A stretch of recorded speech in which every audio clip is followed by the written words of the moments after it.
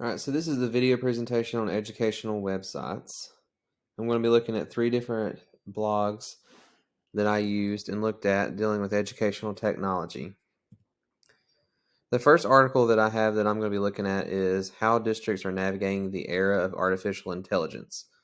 With all of this new technology in artificial intelligence, it is making its way into the classrooms. So this is something that I wanted to focus on with this particular assignment. So 3 questions that I had that guided me through reading this article is, number 1, is AI destroying education? Should we be concerned or embrace this new technology? And are students and teachers safe while using artificial intelligence? In this article, one of the main things that Borrega discusses is cheating. It starts off by discussing whether school districts are embracing AI technology or they're hesitant to use AI technology. And depending on different issues they have, some are accepting it openly with no questions or concerns, and some are very, very, very concerned about what AI brings into the classroom. Cheating is obviously something that comes with the new AI with ChatGPT, and some school systems are automatically banning this technology because of this. Some schools are still accepting it, even though they know that cheating is possible, but they try to insert safeguards, try to keep things from like that happening. Another issue that he discusses in his article is that it is risky with copyright issues that can emerge from ChatGPT or PhotoMath. They used an example where certain librarians are noticing that authors are starting to copyright some of the things that ChatGPT is putting into their AI system. Another big issue is the U.S. Department of Education is concerned about students' risks as they're using AI technology. In the article, it discusses that it's possible for students that they could have identity theft, fraud, or even extortion because of this type of AI.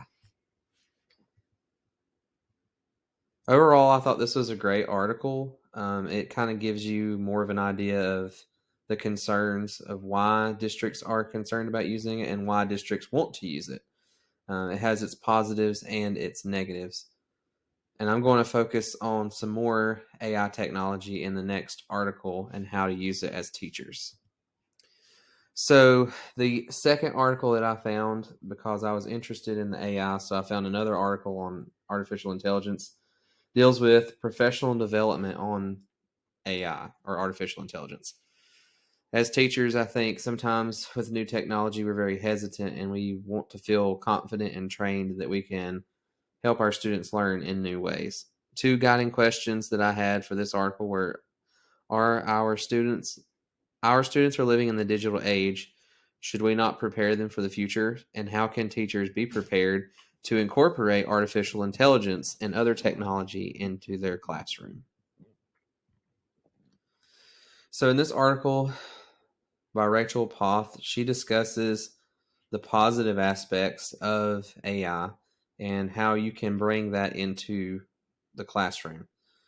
And as teachers, sometimes we like to jump in without having the proper training.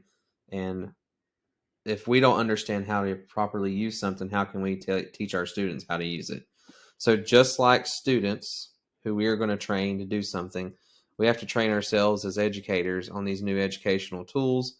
And in order to do that and for us to buy in, presenters must be engaging and that we must see the possibilities that can come from these resources and open up those doors. One thing that she discusses also is that there's 3 things that you should keep in mind when you're planning a PD, professional development around technology, especially AI, and that is start with the basics. You have to ask questions about what people think when they hear that term artificial intelligence, because not everybody may have the same idea about it as others. Share how it works, what it is, and where to see it in everyday life and why it's important, and to see the key concepts and terminology. The next thing is to make sure that teachers can explore AI firsthand. Offer resources that give educators a chance to explore it. Hands-on learning opportunities work best for our students, and they work best for teachers as well. And then the third thing that she talks about is collaboration. As teachers, we always collaborate with our colleagues, and this is also a great way to build confidence and also help educators get started in collaborating with using new technology like artificial intelligence. She goes on at the end of the article to give lots of different resources for teachers to use AI in the classroom.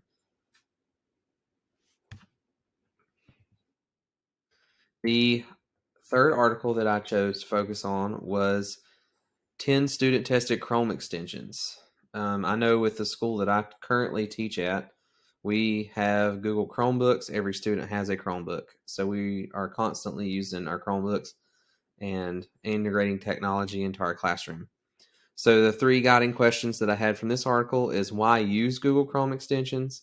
Is the tool appropriate for your students to use? And what are some Google extensions I can use with my students? So in this article, she talks about the Google Chrome itself and how Google has opened up new avenues for teachers, and a lot of different school districts are starting to use Google Chrome extensions and Google Classroom and things like that. Google extensions can be used to enhance student learning and make lessons more engaging. So there are other options out there, and we're going to go through a couple here in just a minute that allows teachers to make their class more engaging and not so boring to the students. The biggest thing with your Google Chrome extensions is that you have to make sure and check to see if it's appropriate for your students. What may be appropriate for a middle school or a high school student may not be appropriate for an elementary school student. Another thing she goes in to look at is make sure you're looking at your privacy restrictions and your age restrictions. Make sure those are set for your age level of students that you are teaching. 10 Google Chrome extensions that you can use are Google Dictionary. This extension allows students to have a dictionary that's a little pop-up bubble that they can type in a word, and it gives them the definition and how to pronounce it. The second one is Dark Reader, and it's a dark mode is considered an accessibility feature that removes light from screens to ensure that content is visible and readable. Mindful Break is their third extension, and it is a digital version of a brain break. I know in my classroom I try to implement brain breaks often, as I have 90-minute classes and middle school students need a break. So this gives them a mental break even with technology. Postlight Reader is an extension that is offered based on a web page, immediately eliminates ads and distractions and places the text into format that's almost like an e-reader. Auto Highlight is what it sounds like. It is an extension that draws students' attentions to key ideas and details with online text. Visor is the sixth one, and it is an option for students looking for support tracking text as they read. When it's activated, it shows one line and several lines of text at a time while darkening the rest of the screen so students can focus on that one area. Number 7 is Page Marker. This extension offers students the opportunity to annotate and write on top of an article or PDF. This is definitely going to be useful for your secondary students, middle school and high school.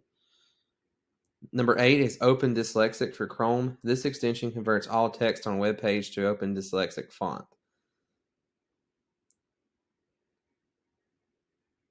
Number 9 is Google Translate. I think a lot of teachers are used to Google Translate. They can translate words and phrases into the language of students if they have ELL students in their classroom.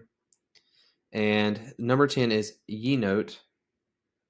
And this allows students to generate notes on YouTube videos. So I know as a social studies teacher, we watch a lot of videos, and this could be a neat little tool that you could integrate in the classroom so students can take notes while they're watching a YouTube video. One thing I really liked about this article is that I think teachers are searching for new ways to integrate technology, and this is something that they can do very easily and add extensions to Google Chrome on their Chromebooks. And then here are my references. all coming from Edutopia and from November 3rd, 9th, and 10th of this year.